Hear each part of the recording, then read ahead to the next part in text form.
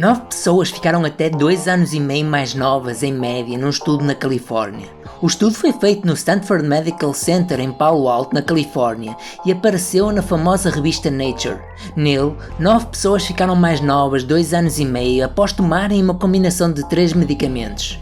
No resto do vídeo vamos ver quais foram estes medicamentos e também outros estudos igualmente interessantes.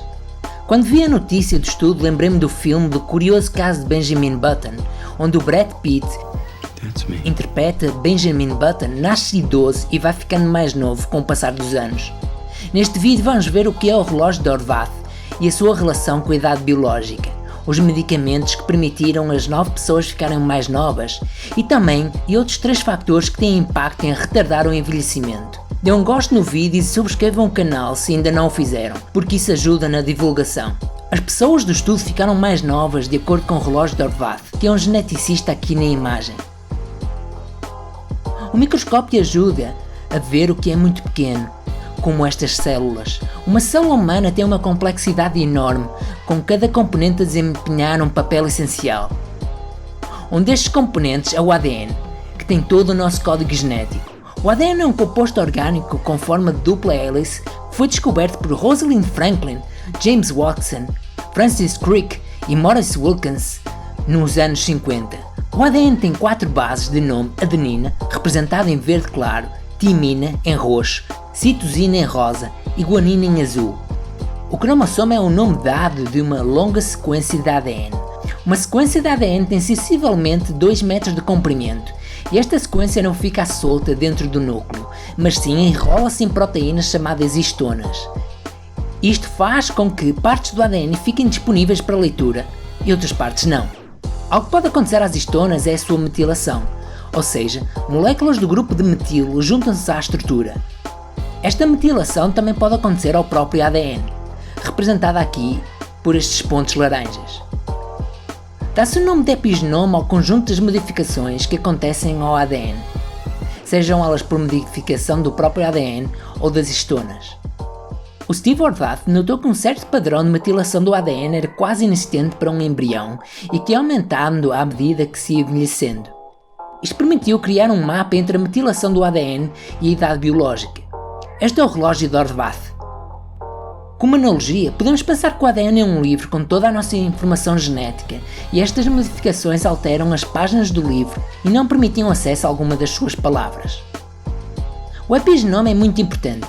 É o que faz com que determinada célula se torne uma célula de olho ou uma célula de pele. Uma nova teoria de envelhecimento é de que são estas modificações que causam envelhecimento, como defende este geneticista de Harvard, David Sinclair, no podcast do Joe Rogan.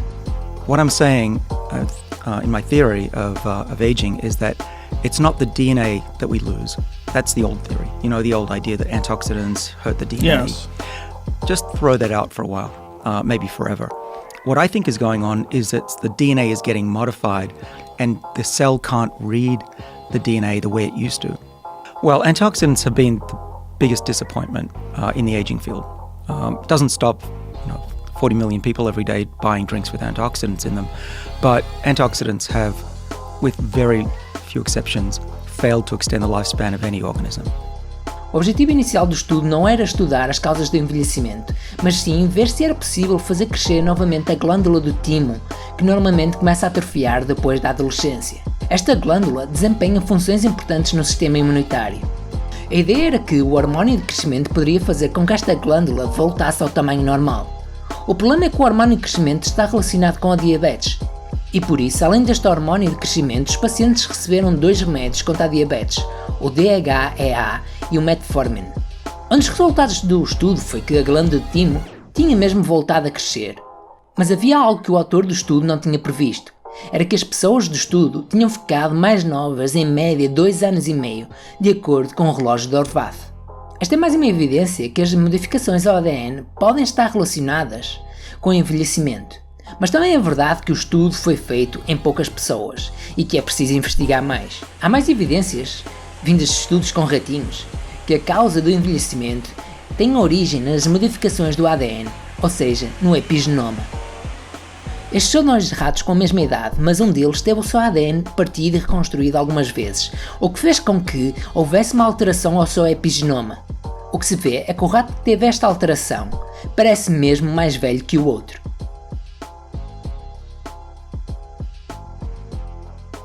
Num outro estudo com ratos idênticos e com a mesma idade, um deles recebeu um tratamento e foram postos a correr numa passadeira.